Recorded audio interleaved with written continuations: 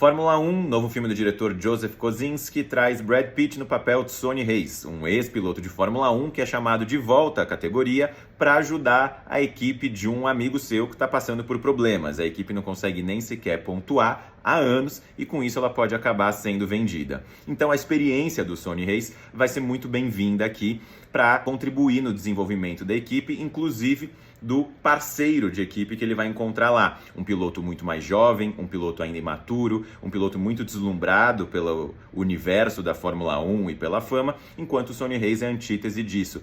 Um cara que já não se encanta com isso, um cara que não é movido pelo ego, muito diferente do egocentrismo que a gente vai ver no seu parceiro. É um cara que tem valores muito bem pré-estabelecidos, é um cara que corre, na verdade, por prazer. Então, a gente vai, a partir dessa diferença entre os dois, entender um pouco da competitividade que existe no mundo da Fórmula 1, inclusive entre companheiros de equipe, que muitas vezes acabam sendo os seus principais adversários dentro da mesma escuderia, porque eles têm condições iguais de trabalho. Então, o filme vai mostrar, por meio dessa narrativa, um pouco do que existe de fato na Fórmula 1, mas também vai trazer os temas que ele quer que sejam as reflexões que o filme propõe para o espectador. Que no fim são reflexões batidas, que seguem caminhos batidos, mas que são muito bem executados. São clichês que no geral funcionam.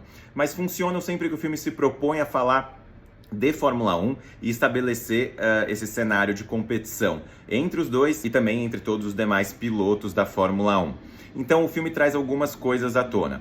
Traz, claro, essa mensagem batida da necessidade de trabalhar em equipe para superar os desafios, desse papel de uma liderança que inspira, da ética e de valores que são intrínsecos ao esporte, mas também vai mostrar um pouco a realidade da Fórmula 1 com muito hiperrealismo. E isso é um ponto muito positivo do filme. Ele consegue fazer com que a gente mergulhe de fato no universo da Fórmula 1, até porque ele mistura a ficção desses dois pilotos que não existem com corridas reais, com os pilotos reais da Fórmula 1, que são filmados durante boa parte do filme, filmados durante finais de semana de corrida. Então o filme consegue trazer esse hiperrealismo que nos deixa imerso nessa realidade e que é muito ajudada por uma direção eficiente e também por toda uma parte técnica do filme que contribui muito para que a gente tenha de fato essa sensação de estar acompanhando uma história que poderia ser real e também para que a gente torça pelos personagens. Então, a edição do filme é muito ágil, muito bem executada, fotografia, som, toda a parte técnica contribui para essa nossa imersão que torna a experiência de assistir ao filme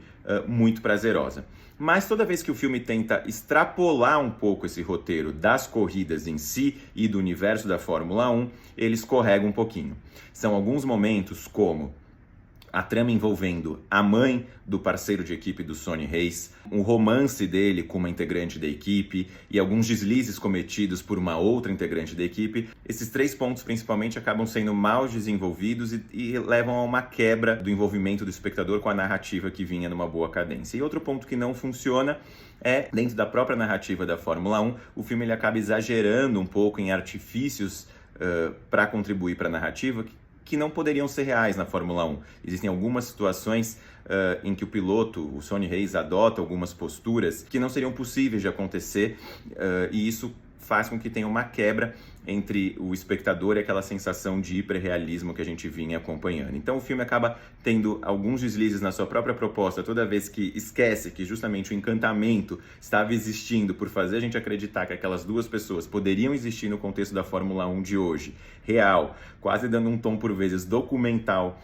ao filme, quando o filme se perde disso, tanto para criar subtramas que ele não desenvolve, ou quando ele tenta criar situações muito artificiais para desenvolver a sua história, o filme acaba perdendo do seu bom ritmo e perdendo da sua eficiência. Mas, no fim das contas, é um filme muito prazeroso de se assistir e que funciona, mesmo que seja, no fim das contas, um produto de propaganda, que funciona muito bem também como entretenimento e como produto cinematográfico.